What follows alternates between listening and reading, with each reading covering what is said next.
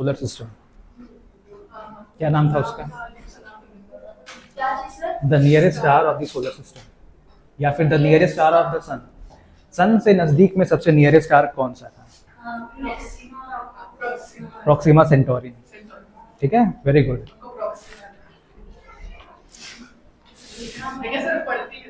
नहीं, अच्छी बात है। चलो आगे देखिए नेबुला के बारे में हम लोग। ठीक है, नेबुला क्या होता है देखो। Nebula are huge interstellar cloud of gas and dust that appear as faint misty patches of light scattered all over the sky. Nebula basically क्या होता है मालूम है? हमारे गैलेक्सी में, हमारे यूनिवर्स में देखना कुछ कुछ ऐसा दिखता है, बादलों की तरह दिखेगा, क्लाउड की तरह। ठीक है, वो एक तरह का क्या होता है, कलेक्शंस ऑफ क्लाउड रहता है, डस्ट पार्टिकल्स होते हैं, जो स्पेस डेब्रिस जो होता है उसी का वो बना होता है। ठीक है, उसको हम लोग कहते हैं नेबुला। ठीक है, इसको हम लोग क्लाउड क्लस्टर्स भी कहते हैं। समझ में आया? They appear as a bright luminous cloud and dark patches against a brighter background. देखना नेबुला वगैरह में तुम लोगों को क्या दिखेगा, ऐसा लगेगा बादलों के बीच में कुछ चमक रहा हो, ऐसा दिखेगा। रंग बिरंगा लाइट्स दिखेगा उसके अंदर में। क्यों? क्योंकि लाइट का जब स्कैटरिंग होता है उसके वेवलेंथ के आधार पर तो अलग अलग कलर्स दिखते हैं। ठीक है, तुम लोग पढ़ा होगा साइंस में, जब पढ़ेगा ना तो तुम लोग एक चीज देखा होगा, जो लाइट का स्पेक्ट्रम होता है, विबज्योर कहता है ना उसको, तो अलग अलग वेवलेंथ के हिसाब से जिस भी डस्ट पार्टिकल का साइज होता है उससे जब भी टकराता है तो लाइट में अलग अलग कलर्स दिखता है।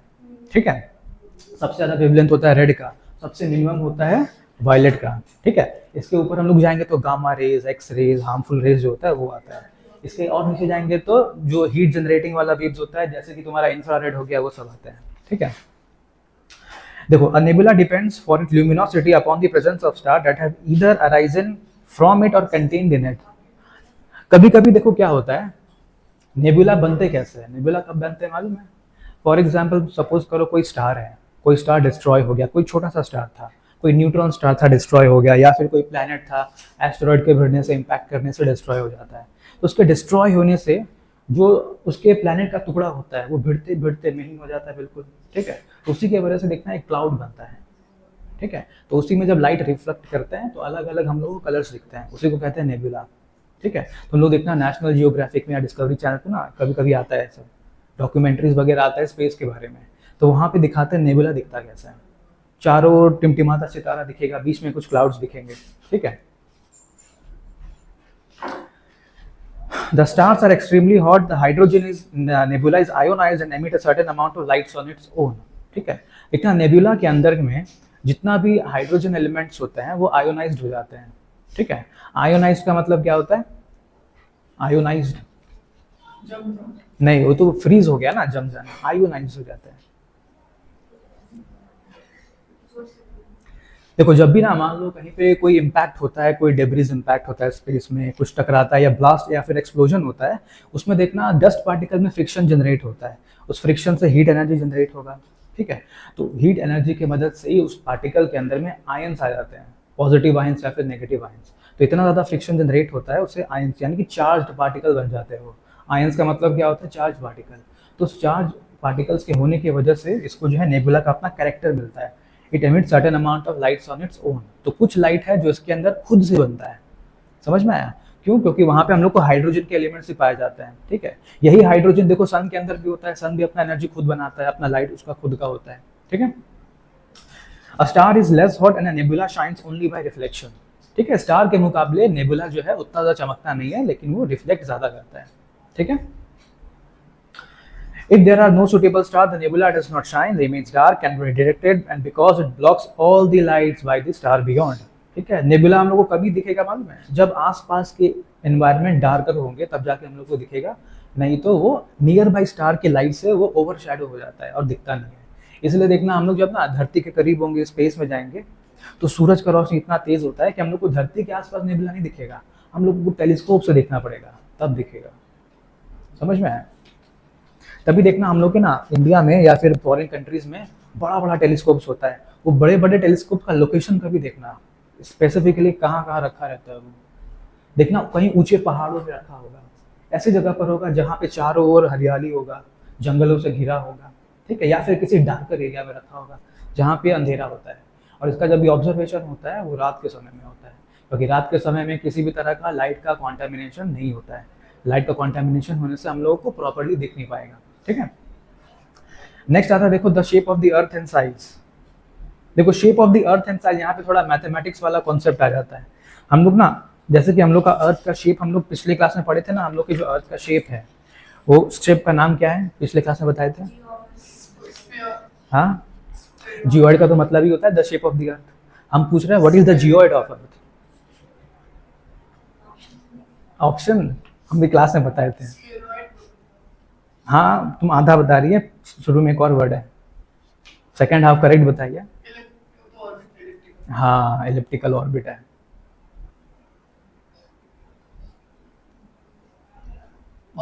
हाँ, ऑब्लिट स्फेरॉइड।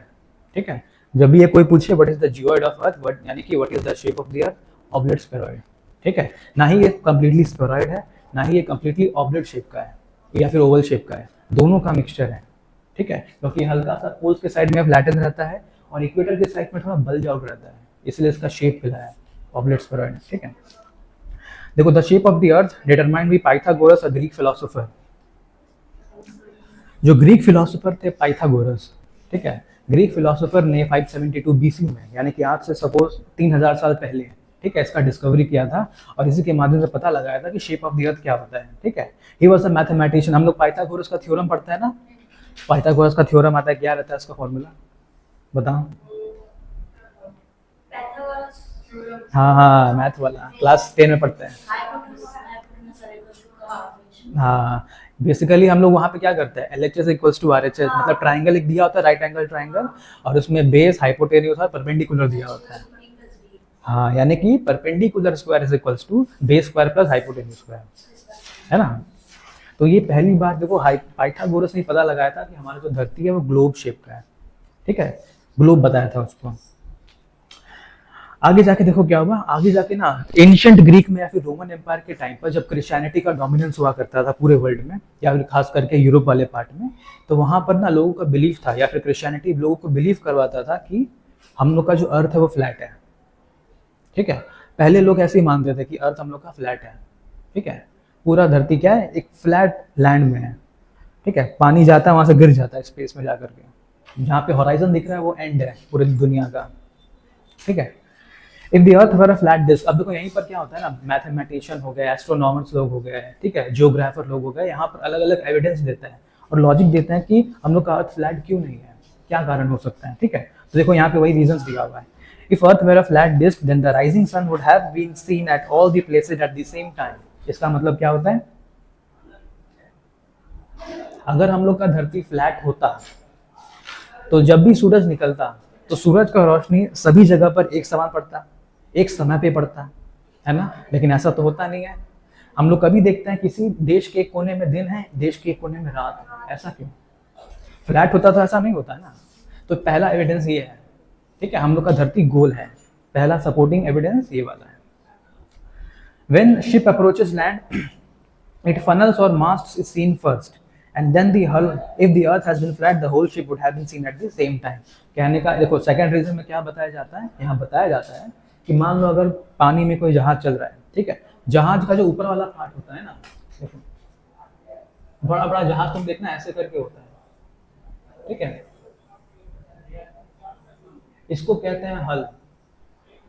ये हल सामने इसलिए लगाया जाता है ताकि मान लो पानी का जो फोर्स आता है ना, उस फोर्स को ब्रेक करने के लिए, नहीं तो जहाज के अंदर में क्रैक आ जाएंगे। ठीक है, इसको कहते हैं हल। ठीक है, तो जब भी देखना हम लोग समुद्र में दूर में कहीं बीच में जहाज को देखते हैं, जहाज अगर मेरी तरफ आ रहा होगा तो पहले जहाज का हम लोग को ये हिस्सा दिखता है ऊपर वाला, क्योंकि हॉराइजन के ऊपर आता है, ये दिखता है। उसके बाद जैसे जैसे जहाज आगे बढ़ता रहता है फिर ये हम लोग को हल वाला पार्ट दिखेगा और उसके बाद जाके कंप्लीट जहाज पूरा दिखेगा। अगर हम लोग का अर्थ फ्लैट होता तो ये पूरा जहाज एक साथ दिखता, तो ये भी एक एविडेंस हो गया जो बताता है हम लोग का धरती गोल है, फ्लैट नहीं है। ठीक है, नेक्स्ट पेज में आ जाओ। अगला कोई एविडेंस देखें, प्लूटो के बारे में दिया हुआ है। Pluto is not a planet now. Pluto दिया हुआ है क्या नेक्स्ट, ये तो पढ़ा दिया 66 में दिया हुआ है, लगता है आगे पीछे हो गया पेज इसमें। कितना है नेक्स्ट वाला देखे तो 163 है ना, 164। 165 पढ़ा रहे थे। अच्छा, इसमें पेज आगे पीछे हो गया है।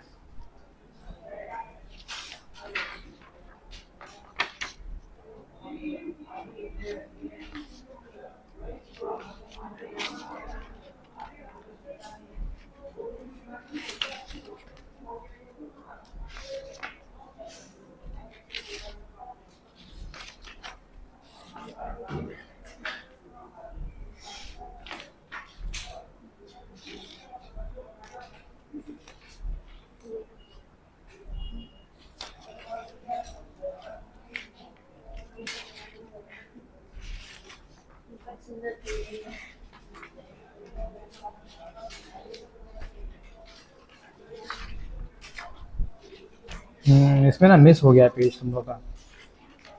वहाँ पे क्या दिया हुआ है, पढ़ो तो उसको।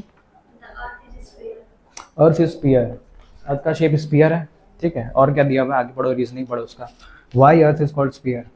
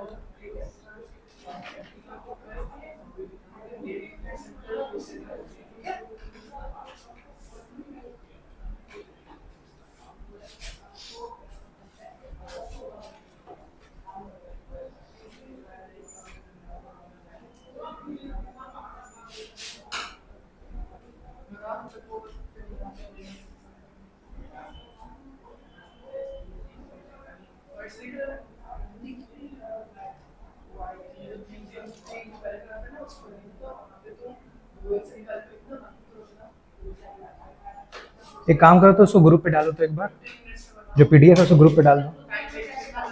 हाँ, ग्रुप लो अपलोडेड है, तुम लोग ग्रुप में नहीं है? ग्रुप में एक बार अपलोड कर दो पीडीएफ को, ये वाला।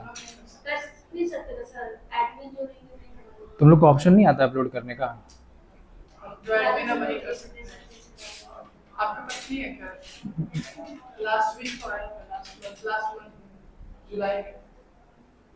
जुलाई में आया था।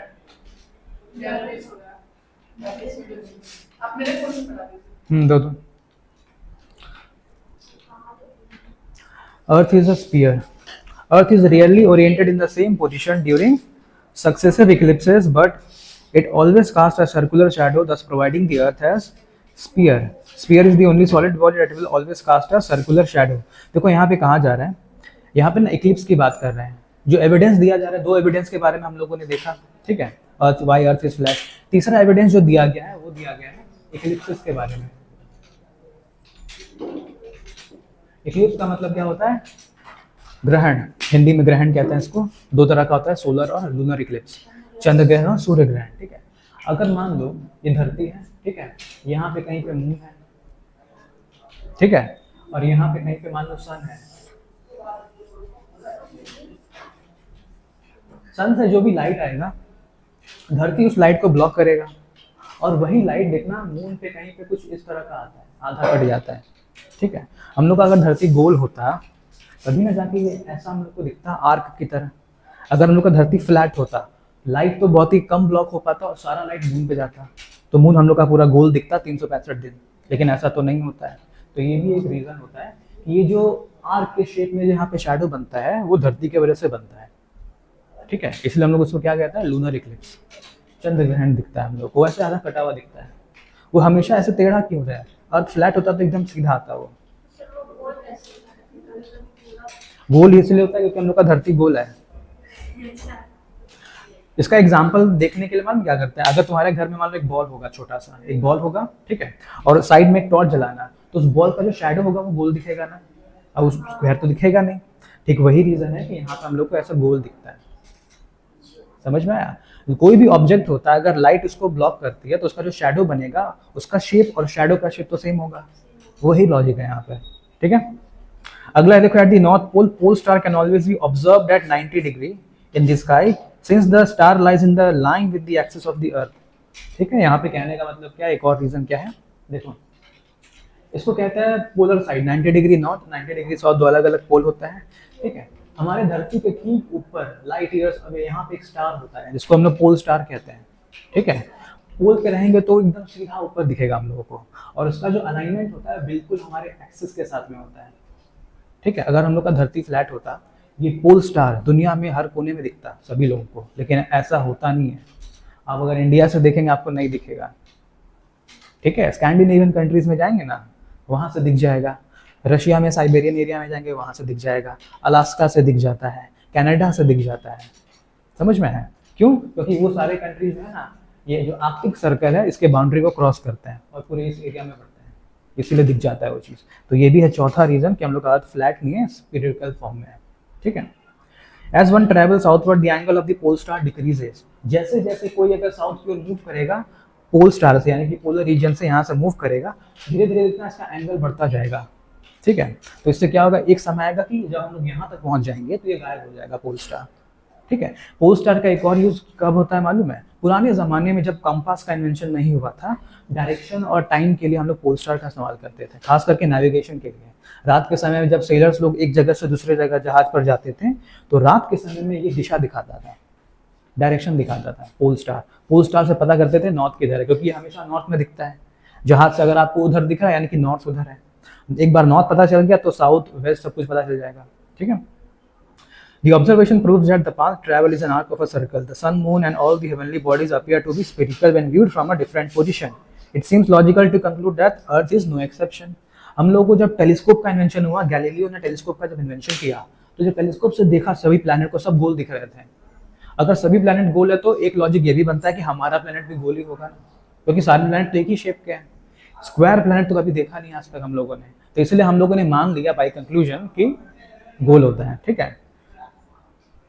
द फोटोग्राफ, अब देखो हुआ क्या, जब सैटेलाइट का डिस्कवरी हो जाता है, ठीक है, स्पुतनिक वगैरह, अपोलो वगैरह सैटेलाइट जब स्पेस में जाते हैं, अब हम लोगों ने क्या किया, पूरी तरह से श्योर हो गए, स्पेस से जाके जब खुद को देख रहे हैं अपने धरती को तो वो गोल दिख रहा है। सबसे बड़ा ये तो क्या हो गया, ये एविडेंस नहीं है, ये आई विटनेस है। अब चश्मदीद गवाह बन करके देख रहे हैं कि धरती गोल है। ठीक है। तो इसके बाद से हमने सवाल उठाना ही बंद कर दिया कि धरती फ्लैट है ना कि गोल है, हम लोगों ने देख लिया अपनी आंखों से। ठीक है। अर्थ हैज ऑब्लेट स्फेरॉइड, देखो यहाँ पे लिखा है धरती का शेप जो है ऑब्लेट स्फेरॉइड है। ठीक है। Proved that the true form of the earth resembles a sphere that has been compressed at the poles and made a bulge at the equator, जो अभी हम तुम लोग को पता है। ऑब्लेट स्फेरॉइड का मतलब क्या होता है, ये ऊपर से पोलर साइड से थोड़ा चपटा होता है और इक्वेटर के साइड से थोड़ा सा बल्ज आउट होता है। ठीक है। ये ऐसा शेप मालूम है इसको क्यों मिला है? ये अर्थ को ऐसा शेप क्यों मिला है, तुम लोग बता सकती हो? अर्थ को ऐसा शेप क्यों मिला है ऑब्लेट स्फेरॉइड का? ये पीने का है तो पानी पीने का है।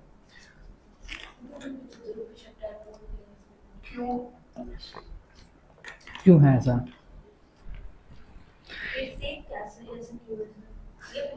हम पूछ रहे हैं क्यों है ये शेप ऐसा, गोल होना चाहिए था, क्योंकि टेलीस्कोप से जब देखते हैं ना प्लैनेट को हम लोग को गोल दिखता है, लेकिन हम लोग की धरती को ऑब्लेट स्फेरॉइड क्यों कहते हैं?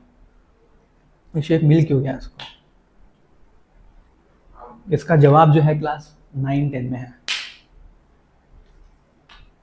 9-10 की जियोग्राफी किताब में दिया हुआ है जो तुम लोग पढ़ा हुआ है, तो तुम लोग को पता भी है, बस हल्का सा ब्रेनस्टॉर्मिंग करना है, तुम लोग को पता चल जाएगा क्यों है ये शेप।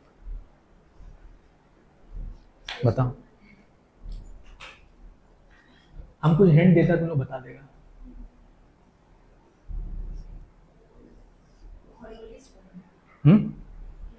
ये तो इफेक्ट है, वो इफेक्ट है, वो किसी के वजह से होता है जो तुम बता रही है। कुछ याद आ रहा है हिंट दे करके? हाँ, रोटेशन से पता चला था कि जो एक आदमी नहीं वहां से गया था, आपको वापस बोल के बन पहुंच गया था, वो इन्वेंशन क्या था? रोटेशनल फोर्स जो होता है, जहाँ पर एक ही एक्सिस पे धरती गोल गोल घूम रहा होता है। ठीक है। बहुत ही ज़्यादा स्पीड में घूम रहा होता है। ठीक है। तो जब भी हम लोग ऐसे धरती तेज स्पीड में घूमता है तो कोई भी स्फेरिकल बॉडी होगा उसमें ना एक तरफ फोर्स जनरेट होता है जिसको हम लोग कहते हैं कोरियोलिस फोर्स। कोरियोलिस फोर्स एक तरह का आउटवर्ड फोर्स होता है। ठीक है। कभी लट्टू नचाएगा तुम लोग, लट्टू नचाते हैं और उसमें पानी डाल देंगे तो पानी ऐसे क्या होगा, चारों ओर बिखर जाएगा, वो कोरियोलिस फोर्स की वजह से होता है। ये आउटवर्ड फोर्स होता है, ये ढकेलता है बाहर की ओर।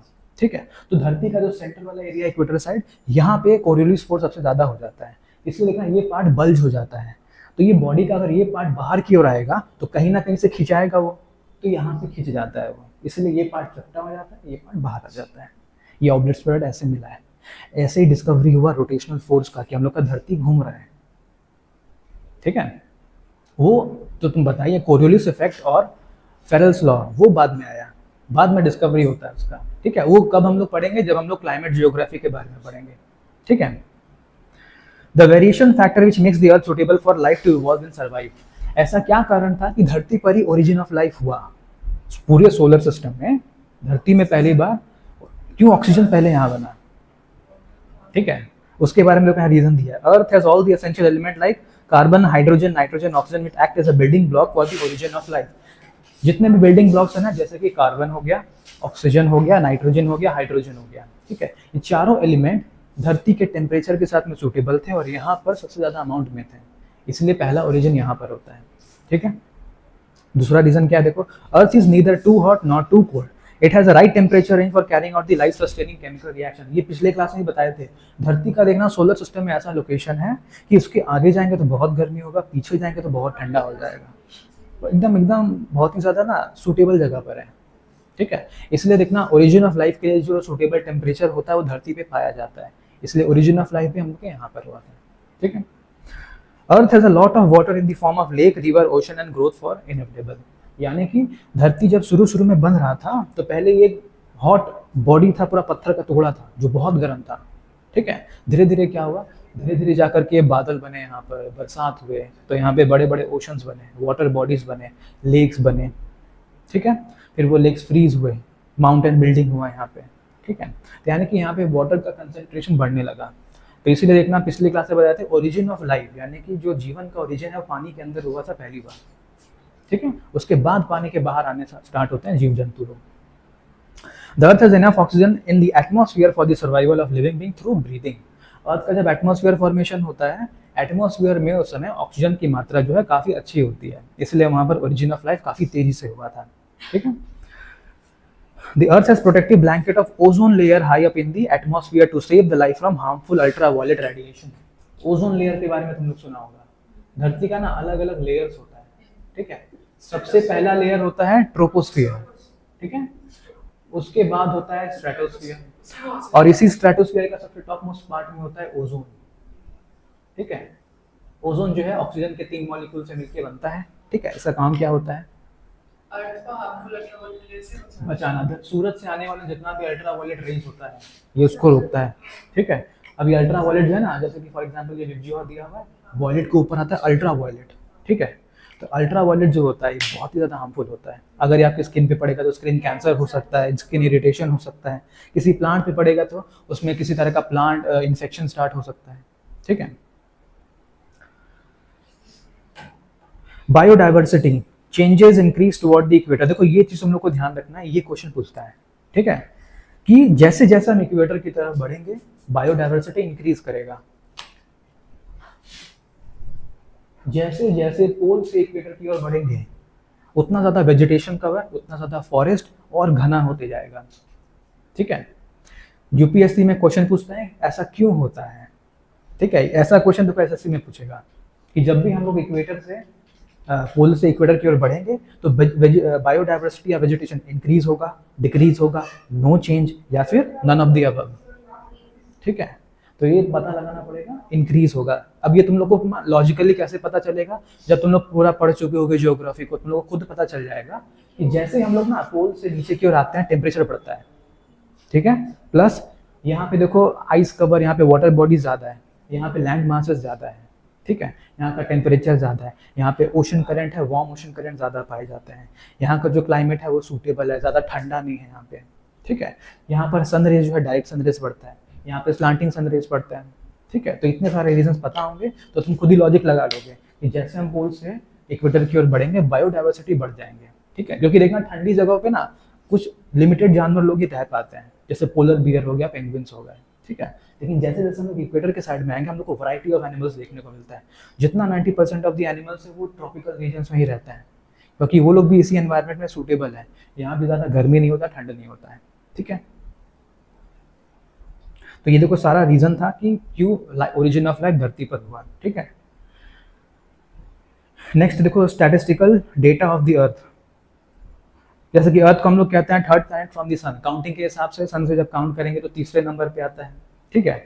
It is the 5th largest planet in the solar system. पूरे के पूरे सौरमंडल में ये 5वां सबसे बड़ा ग्रह है, ठीक है।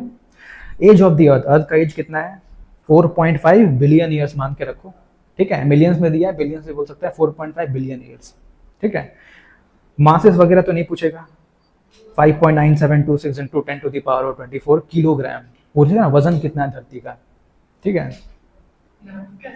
वही तो कह रहे हैं, ग्राम में कौन लिखने जाएगा। ये किलोग्राम में 10⁻24 है। 10⁻24 का मतलब क्या होता है, 10 लिख करके 24 जीरो लगा है और मल्टीप्लाई भी हुआ है, सोचो। तो इसको हम लोग ना कॉपी में ऐसे लिख नहीं सकते, इसीलिए इसको पावर के फॉर्म में लिखा जाता है, ठीक है। नेक्स्ट है वॉल्यूम, कितना घनत्व है, डेंसिटी कितना है इसका। अगेन देखो इसमें 10⁻10 दिया हुआ है, ठीक है। ये सब क्वेश्चन अब नहीं पूछता, पहले पूछता था, अभी पैटर्न चेंज हो गया है, ठीक है। एसएससी ना डिटेल में जा रहा है, मतलब वो फॉलो कर रहा है यूपीएससी को, जैसा यूपीएससी क्वेश्चंस पूछता है ना एकदम डिटेल में जा करके, आजकल वैसा पैटर्न कर रहा है। क्यों मालूम है, पहले जो स्टूडेंट लोग एग्जाम देते थे वो लोग ना बहुत मार्क्स ला रहे हैं, बहुत ज़्यादा जो है क्लियर कर रहे हैं। मैथ्स में तुम्हारा क्वांटिटेटिव एप्टीट्यूड है, लॉजिकल रीजनिंग है, ये सब ना मैथ्स से तो जुड़ा हुआ है, मैथ्स के फॉर्मूला का तो इस्तेमाल करते हैं इसमें हम। क्वेश्चन पेपर है उसका, कौन कौन सा टॉपिक पूछा था, परसेंटेज तो आता है क्वेश्चन तो, हाँ एसएससी में आता है, लेकिन तो स्टेनो में मैथ्स नहीं है, मैथ्स का दे दिया। देखो ऐसा ना यूपीएससी में भी हुआ था, यूपीएससी में ना कहीं भी ऐसा लिखा नहीं है कि प्रोबेबिलिटी पे क्वेश्चन आना चाहिए, लेकिन क्वेश्चन देते हैं वहाँ पे कुछ कुछ। ये सेम ये ना सभी के साथ है, देख लो स्टेट पीसीएस के साथ में भी है, एसएससी के साथ में है, यूपीएससी के साथ में भी है। हम जो एग्जाम दिए तो उसमें भी आया था सेम चीज़, लेकिन वही है, हम लोग देखो कंप्लेन तो करते हैं लिख करके, लेकिन हम लोगों को रिप्लाई वगैरह कुछ मिलता नहीं है, रिस्पॉन्स ही नहीं मिलता है। हंगामा हो रहा है, उल्टा सजा किसको मिल रहा है, टीचर भी पार्टिसिपेशन कर रहा है, लेकिन उसमें हो क्या रहा है, अल्टीमेट हम लोग को रिजल्ट्स मिल रहा है क्या, नहीं मिल रहा है। इसलिए हम लोग कोशिश यही करते हैं, हम लोग जितना से जितना पढ़ पाए, जितना मेहनत कर पाए, हम लोग का ये टारगेट होता है, ठीक है। इसीलिए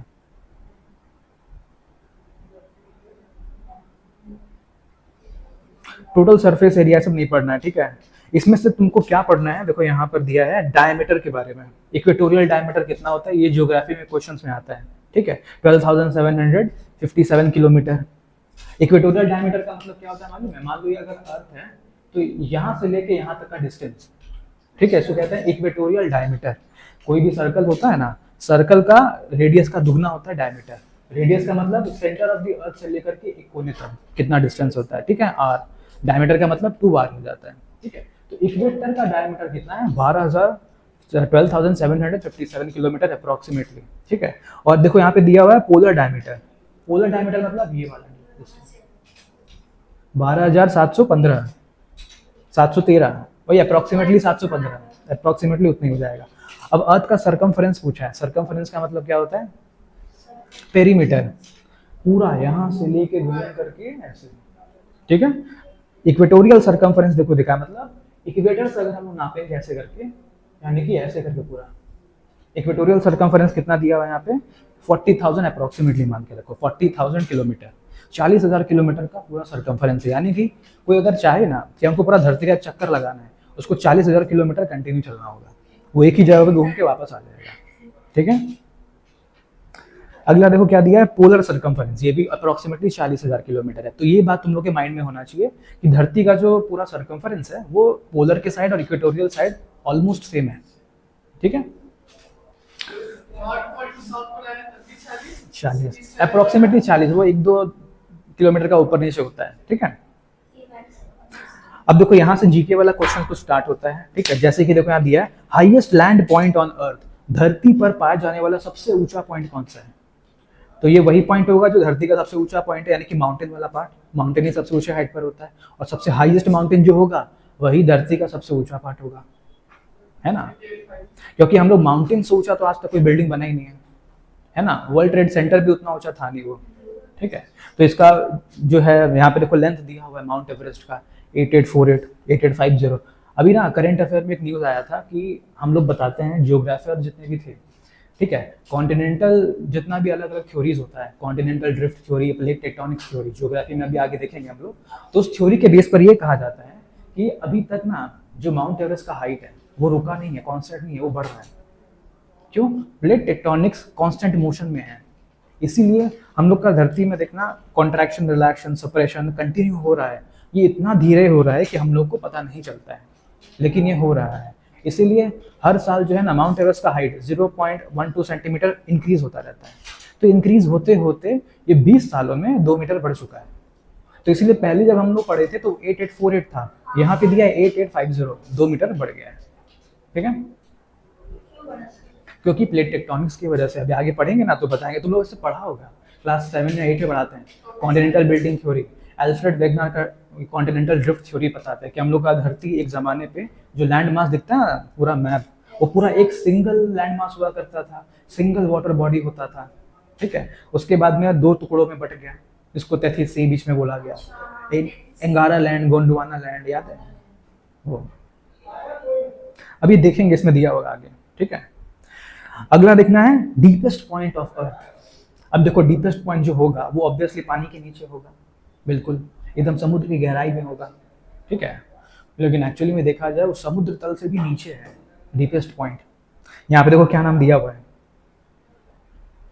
देखो एक जगह दिया है डेड सी। आज जहाँ पे इजराइल और जॉर्डन का बॉर्डर है ना, वहाँ पे एक सी है, छोटा सा लेक है जिसका नाम है डेड सी।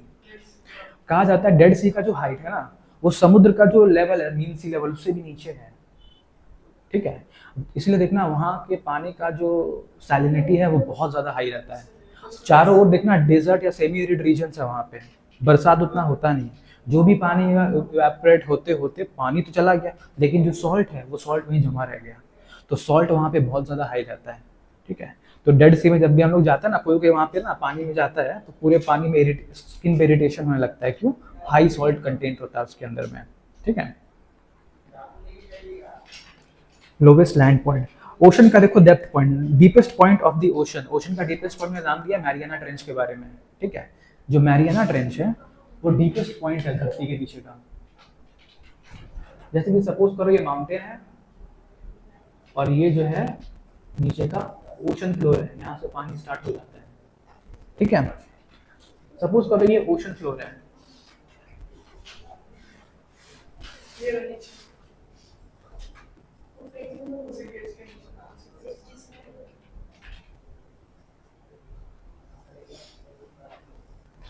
देखो इसको हम लोग कहते हैं ट्रेंच।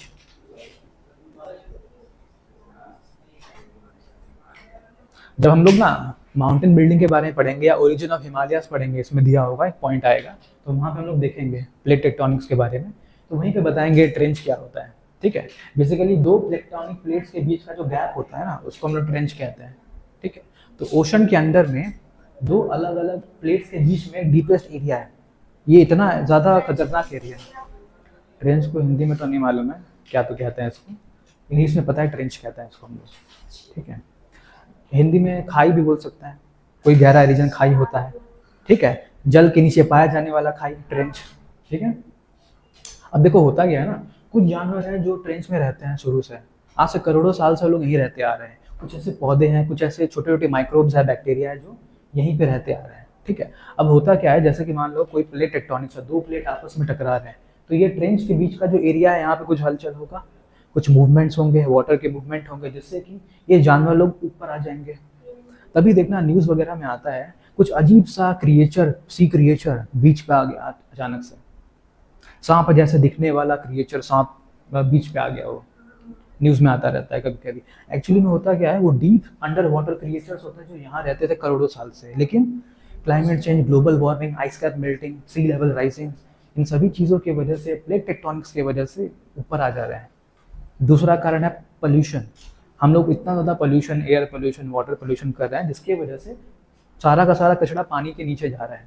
ठीक है, इन जानवरों को प्रॉब्लम हो रहा है वहाँ पे, क्योंकि ये लोग पानी में रहते हैं, उसी से सांस लेते हैं लोग। ठीक है, तो वाटर अगर पोल्यूट हो जाएगा तो ये लोग क्या करेंगे, लोग तड़पने लगेंगे, और कोई जगह दिखेंगे जाने के लिए तो ये लोग क्या करते हैं, सरफेस पे आने लगते हैं।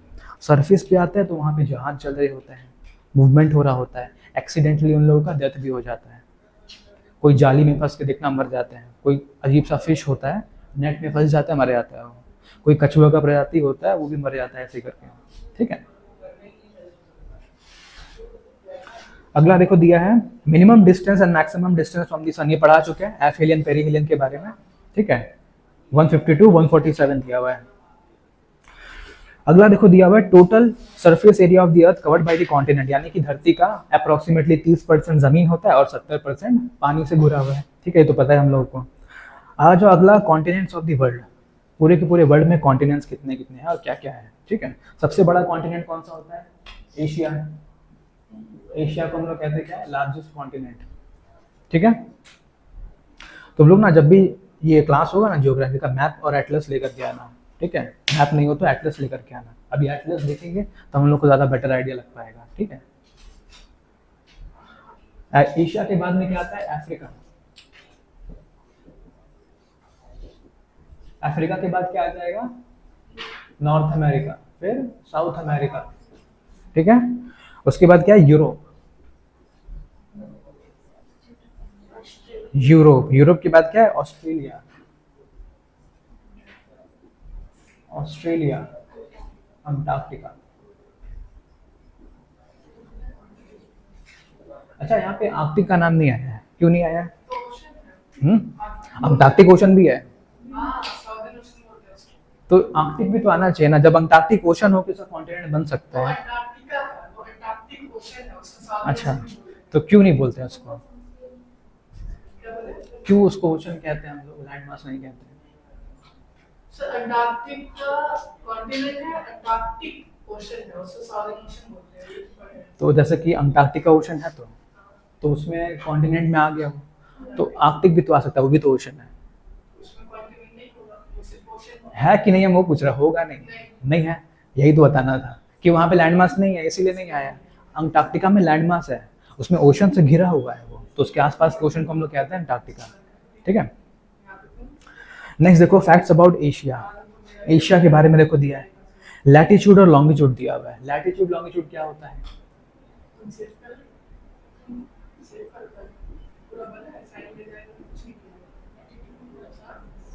लैटिट्यूड और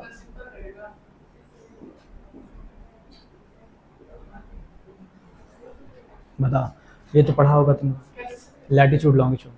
लॉन्गिट्यूड जो होता है वो ऐसे वाला होता है, latitude north pole to south pole वाला डायरेक्शन। उल्टा बता दिया तुम। लैटिट्यूड रहता है वो ऐसे वाला रहता है, ठीक है, ईस्ट वेस्ट डायरेक्शन में रहता है। लॉन्गिट्यूड रहता है इस तरह से, समझ में आया? ऊपर से लेके नीचे, यानी कि जो नॉर्थ साउथ ओरिएंटेशन में रहता है वो रहता है तुम्हारा लॉन्गिट्यूड, ठीक है। जो ईस्ट वेस्ट ओरिएंटेशन में रहता है वो रहता है लैटिट्यूड, समझ में आया? ये है। इक्वेटर में तो रहेगा, हाँ इक्वेटर को तुम लैटिट्यूड बोलते हैं और जो बीच में उसको लैटिट्यूड बोलते हैं, लॉन्गिट्यूड। अभी देखो समझ में आया, ठीक है। बीच वाला जो रहता है 0 डिग्री, 0 डिग्री यहाँ पर भी होता है, 0 डिग्री यहाँ पे भी होता है। बीच वाले को प्राइम मेरिडियन कहते हैं, इसको कहते क्या है? इक्वेटर कहते हैं। एक क्वेश्चन आता है, why equator is called great circle. Equator को हम लोग इतना महान सर्कल क्यों कहते हैं? Why equator is called great, great का मतलब महान होता है। Why equator is called great circle, क्या होता है? बोलो बोलो, सही बता रही थी, सही बता रही है वो। व्यास का मतलब क्या होता है? तो हिंदी मीडियम से कर रही है क्या? तभी टू डायमीटर को व्यास कहते हैं, हमको खुद नहीं पता है हिंदी में क्या कहते हैं उसको। तो व्यास बताइए ना, व्यास करेक्ट है, डायमीटर को हिंदी में व्यास कहते हैं। और रेडियस को क्या कहते हैं? अर्धव्यास, व्यास अर्धव्यास, ठीक है। यही कारण है, ये जो बताइए ना ये सही बताइए, ठीक है। इक्वेटर को हम लोग ग्रेट सर्कल इसीलिए कहते हैं क्योंकि ये सबसे ज्यादा मैक्सिमम सर्कमफरेंस सर्कल यहीं पर होता है, इससे बड़ा कोई सर्कल है ही नहीं धरती पर, ठीक है। तो इसलिए हम लोग उसको देखेंगे, अगर मान लो धरती को जब हम लोग पोल से अगर देखते हैं ना तो हम लोग को कुछ इस तरह का दिखेगा, कंसेंट्रिक सर्कल्स कहते हैं इसको, ठीक है। इसको कहते हैं कंसेंट्रिक सर्कल। ये सर्कल होते होते होते होते एक डॉट बन जाता है, ठीक है। तो सबसे बड़ा सर्कल ये है 0 डिग्री। अगर हम धरती को यहाँ ऊपर से देखें तो लैटिट्यूड हम लोग को ऐसा दिखेगा। लैटिट्यूड क्या होता है मालूम है? पैरेलल लाइंस होता है, ये पूरा पैरेलल होता है, दोनों के बीच में इक्वल डिस्टेंस होता है, एक दूसरे को टच नहीं करते हैं, ठीक है। ये हो गया ओरिएंटेशन लैटिट्यूड का, ठीक है। लॉन्गिट्यूड जो होता है उसको देखने के लिए आपको तरबूज देखना होगा। जब भी तरबूज को बाहर से देखते हैं उस पर कुछ धार ही दिखता है ऐसे करके, कुछ वैसा ही हम लोग को दिखता है यहाँ पर लॉन्गिट्यूड, ठीक है। ऐसे होगा, फिर ऐसे, फिर ऐसे, ऐसे करते करते करते करते यहाँ पे लाइंस बना होता है। ठीक है, तो ये वाला हो गया लॉन्गिट्यूड और ये वाला हो गया लैटिट्यूड, कंसेंट्रिक लाइन। लेकिन देखो यहाँ पर लॉन्गिट्यूड क्या होता है, जितने भी लॉन्गिट्यूड हैं ये अल्टीमेटली जाके एक जगह पर टच हो जाते हैं, ये दोनों के बीच में डिफरेंस है। लैटिट्यूड में टच नहीं होता है, ये कंसेंट्रिक सर्कल्स होता है, पैरेलली अरेंज्ड होता है। लेकिन जो लॉन्गिट्यूड होता है वो एक जगह से दूसरी जगह जाके टच हो जाता है। कहाँ पे टच होंगे, पोल्स पे जाकर। ठीक है, तुम एक और चीज देखना, लॉन्गिट्यूड का बीच का जो डिस्टेंस है वो पोल पे मैक्सिमम होता है और इक्वेटर पे आगे मिनिमम हो जाता है। ठीक है, इसलिए कभी कभी देखना होता क्या है, जब भी एरोप्लेन्स होता है ना, एरोप्लेन हवा में उड़ते हैं, ठीक है, एरोप्लेन्स क्या करते हैं अपना फ्यूल को बचाने के लिए वो मिनिमम डिस्टेंस ट्रैवल करते हैं। तो मिनिमम डिस्टेंस उनको कहाँ से मिलेगा, जब वो यहाँ से उड़ेंगे, ना कि यहाँ से। जैसे कि फॉर एग्जांपल इंडिया से हमको जाना है अमेरिका जाना है, ठीक है, तो धरती पे सपोज करो इंडिया यहाँ पर है, अमेरिका यहाँ पर है, ठीक है, तो एरोप्लेन ना ऐसे नहीं उड़ के जाएगा डायरेक्ट, उसको फ्यूल कॉस्ट ज़्यादा आएगा। क्यों? क्योंकि यहाँ पर देखो लॉन्गिट्यूड के बीच का डिस्टेंस ज़्यादा है। ठीक है, अगर हम क्या करें, हम इसको बाईपास करके ऐसे जाएं तो कम डिस्टेंस में हमने ज़्यादा डिस्टेंस कवर कर लिया, मतलब फ्यूल कॉस्ट कम हो गया, यानी कि एरोप्लेन ऐसे उड़ के जाएगा। समझ में आया? तो इसमें क्या होता है मालूम है, ये हमें भले ही 2 डायमेंशनल फिगर में ये बड़ा डिस्टेंस दिख रहा है लेकिन बड़ा होता नहीं है। 3 डायमेंशनल फिगर में यानी धरती के ऊपर में ये डिस्टेंस कम हो जाता है, ये ज़्यादा हो जाता है, क्योंकि हमारा धरती 3 डायमेंशनल स्फीयर है। ठीक है, तो यही कारण होता है। देखो वहाँ पे लैटिट्यूड लॉन्गिट्यूड का यूज़ किया जाता है एविएशन सेक्टर में। ठीक है, अगला हम लोग को देखना है एरिया, कितना एरिया है, यानी कि एशिया जो है, एशिया पूरे के पूरे धरती का जितना भी लैंड परसेंट है उसका 30% एरिया कवर करता है, इसलिए इसको कहते हैं लार्जेस्ट कॉन्टिनेंट। ठीक है, अगला देखो दिया हुआ है इसका पॉपुलेशन कितना है, पूरे एशिया को अगर मिला दें, एशिया में देखो इंडिया भी आता है, चाइना भी आता है और रशिया आता है, ये तीनों ही जो है almost 80% of the population cover कर लेते हैं यहाँ पर। ठीक है, उसी का देखो एरिया मिला करके दिया है कितना है, 4351 मिलियन, यानी कि 4.3 बिलियन। ठीक है, 4.3 बिलियन लोगों का पॉपुलेशन है, वो भी दिया हुआ है मिड 2014। अप्रॉक्सीमेटली अभी के टाइम पे अगर हम लोग कैलकुलेट अगर करें तो 5 बिलियन पकड़ के रखो, 5 बिलियन पूरा मिला करके हो जाएगा। ठीक है, अब देखना है ओशंस एंड सीज। ठीक है, कौन कौन से एशिया को टच करने वाले ओशंस हैं, ये चीज़ ना सबसे अच्छा हम लोग एटलस में अगर होता है तो उसमें पढ़ पाते हैं। ठीक है, यहाँ पे देखो अगर मिलेगा तो अच्छा रहेगा। ठीक है, एटलस है यहाँ पे नहीं होगा ना। देखो सबसे पहले दिया आर्कटिक ओशन, क्या एशिया को आर्कटिक ओशन टच करता है? क्वेश्चन देखो ऐसे आते हैं, ये सब एग्जाम में क्वेश्चन आता है, 4 अलग अलग ऑप्शंस दिया रहेगा, तो वहाँ पे पूछेगा इसमें से कौन सा ओशन एशिया को टच नहीं करता है। ठीक है, तो ये तुम लोग को ध्यान से पढ़ना होगा, ये मैप बेस्ड क्वेश्चन है। पहला देखो दिया Arctic ocean, Arctic ocean touch करेगा क्यों? क्योंकि ऊपर वाले साइड में रशिया है। ठीक है, यहाँ पर देखो रशिया है, तो यहाँ पे आर्कटिक ओशन है, टच करेगा, यानी कि एशिया को टच किया। ठीक है, उसके बाद में पैसिफिक ओशन, पैसिफिक ओशन आधा इधर में है आधा इधर में है, तो अगेन इस वाले पार्ट में जापान कोरिया ये सब रीजन है, यहाँ पे फिलीपींस वगैरह है, तो यहाँ भी टच करेगा पैसिफिक ओशन। ठीक है, उसके बाद में दिया इंडियन ओशन। ठीक है, जहाँ पे इंडिया है उसी के ठीक नीचे में इंडियन ओशन दिया हुआ है, तो ऑब्वियसली भी टच करेगा। ठीक है, उसके बाद दिया रेड सी, रेड सी कहाँ पड़ता है? नहीं, रेड सी लाल सागर, ये सागर का नाम खाली लाल है, दिखने में लाल नहीं है ये। ठीक है,